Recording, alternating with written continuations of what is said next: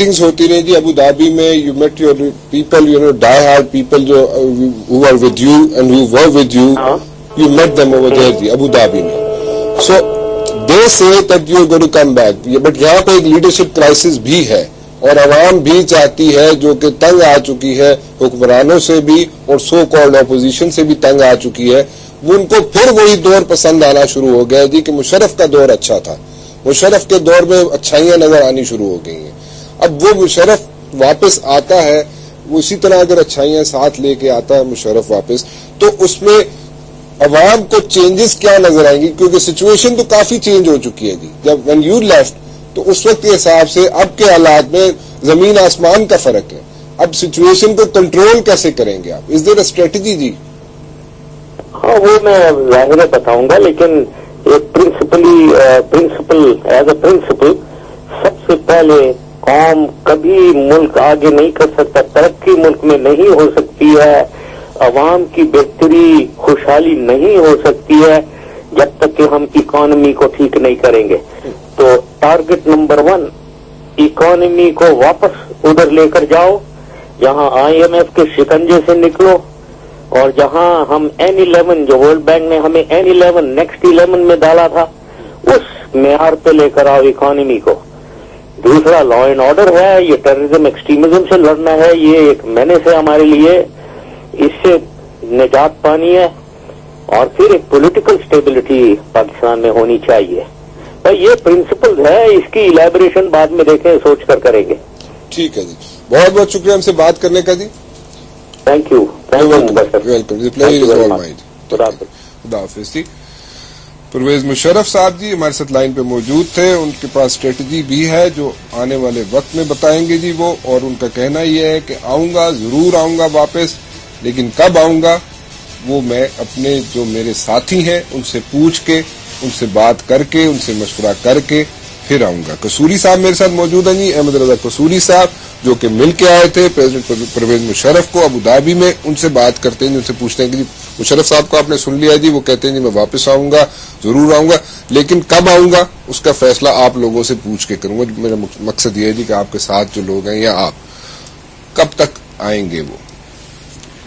देखिए जी, बात यह है कि यहां जो नजर आ रहा है कि ये जो लिम्बो काइंड ऑफ सिचुएशन है जहां कंट्री इकोनॉमिकली नोज डाउन जा रही है, this Limbo situation can not continue for indefinite period. ठीक है, because in that eventuality Pakistan को बहुत ज्यादा नुकसान हो जाएगा. मैंने अपनी आंखों के सामने पाकिस्तान को टूटते हुए देखा है. I was the youngest member of the parliament of undivided Pakistan, and मैंने अपने आंखों के सामने, और उस वक्त यही बयानात थे कि कुछ नहीं होगा, कुछ नहीं होगा, सब ठीक है, सब कंट्रोल में है. आई सा पाकिस्तान ब्रेकिंग. देखिए, हाथी भी मर रहा होता है, लेकिन एक आम आंख को हाथी मरता हुआ नजर नहीं आता. But he is also dying. इसी तरह कौमें भी मर रही होती हैं. एक आम आंख को, एक आम एनालिस्ट को कौम मरती हुई या मुल्क डिसइंटीग्रेट होता हुआ नजर नहीं आता. हमारे 2 सफर होते हैं. एक होता है अंधेरे से रोशनी का सफर. वो बड़ा आसान होता है कि आपको दूर से अगर एक कैंडल की रोशनी नजर आ जाए तो उसको आप मशले राह बनाकर आप मंजिल पर पहुंच जाते हैं. और यह है गुलामी से आजादी का सफर. और दूसरा है रोशनी से अंधेरे का सफर. आप चकाचौंध रोशनी से निकले हैं, एकदम बाहर अंधेरा हो, धर्म से जा पड़ेंगे, आप गिर पड़ेंगे. तो ये जो सफर है ये बड़ा मुश्किल होता है. अगर आप कौमों की तारीख, राइज एंड फॉल और कौमों की देखें तो ये जो रोशनी से अंधेरे का सफर है ये बड़ा खौफनाक सफर होता है. हम उस सफर पर चल पड़े हैं.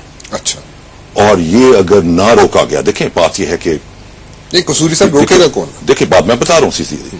देखिए कि शहनशाह ईरान 2 बड़े ब्रिलियंट पॉलिटिशियंस को लेके आया, बाज़र खान एंड शाह पर बख्तियार.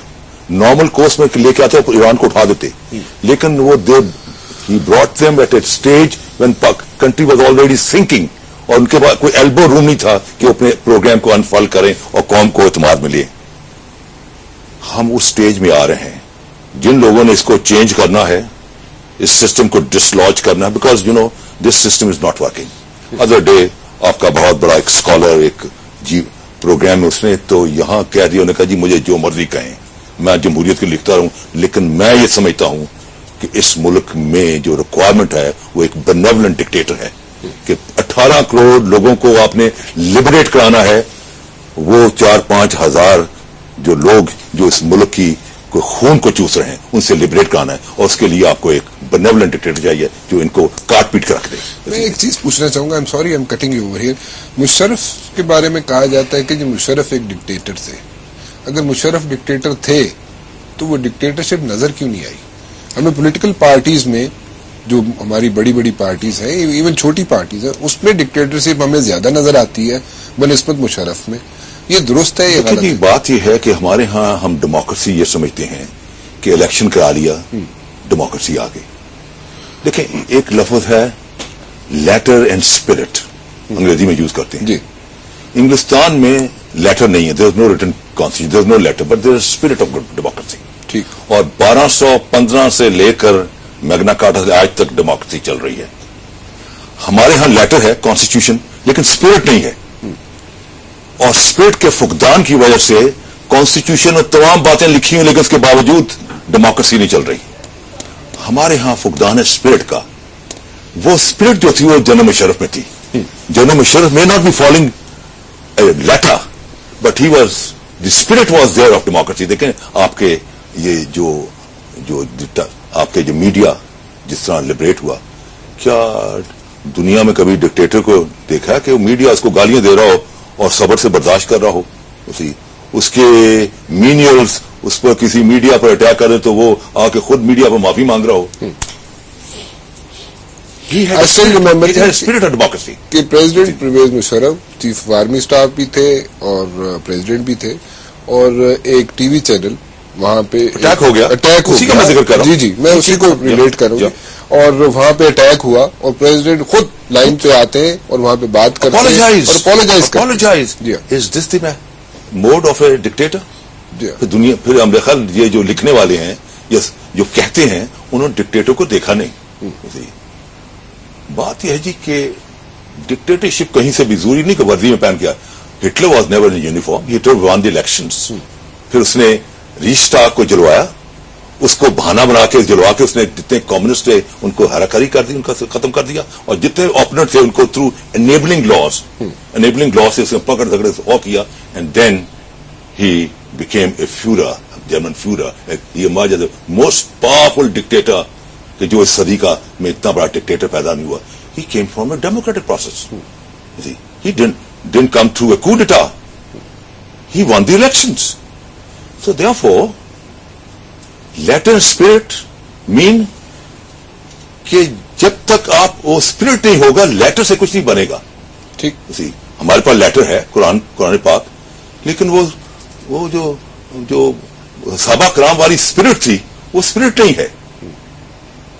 वही लेटर है जो साहबा कराम ने जिस लेटर को कुरान को पढ़ा वो आज कुरान हम भी पढ़ते हैं, लेकिन वो जो स्पिरिट थी उनमें थी, वो स्पिरिट का आज फुकदान है. इसलिए आज मुसलमान आज जहां मार खा रहा है.